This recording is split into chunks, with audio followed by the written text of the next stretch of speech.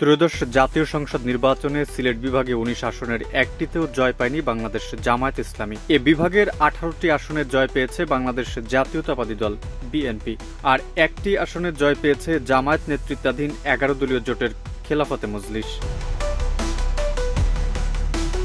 দলের ঐতিহ্য ধরে রেখে সিলেট থেকে নির্বাচনী প্রচারণা শুরু করেছিল বিএনপি। অন্যদিকে জামায়াতও নির্বাচনী প্রচারণায় বেশ ভালো সাড়া পেয়েছিল বিভাগটিতে, কিন্তু শেষ পর্যন্ত কোনো আসনই জয় পায়নি দলটি।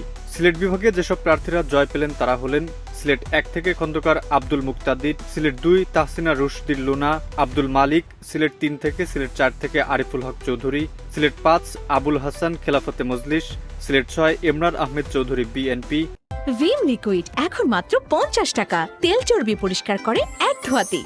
হবিগঞ্জ ১ রেজা কিবরিয়া বিএনপি, হবিগঞ্জ ২ আবু মনসুর সাখাওয়াত হাসান বিএনপি, হবিগঞ্জ ৩ জিকে গাউস বিএনপি, হবিগঞ্জ ৪ সৈয়দ মোহাম্মদ ফয়সাল বিএনপি, মৌলভীবাজার ১ নাসিরউদ্দিন আহমেদ মিঠু বিএনপি, মৌলভীবাজার ২ শওকতুল ইসলাম শুকু বিএনপি, মৌলভীবাজার ৩ এম নাসির রহমান বিএনপি, মৌলভীবাজার ৪ মুজিবুর রহমান চৌধুরী বিএনপি, সুনামগঞ্জ ১ কামরুজ্জামান কামরুল বিএনপি, সুনামগঞ্জ ২ নাসির উদ্দিন চৌধুরী বিএনপি, সুনামগঞ্জ ৩ মোহাম্মদ কয়সর আহমেদ বিএনপি, সুনামগঞ্জ ৪ নুরুল ইসলাম বিএনপি এবং সুনামগঞ্জ ৫ থেকে কলিমুদ্দিন আহমেদ মিলন।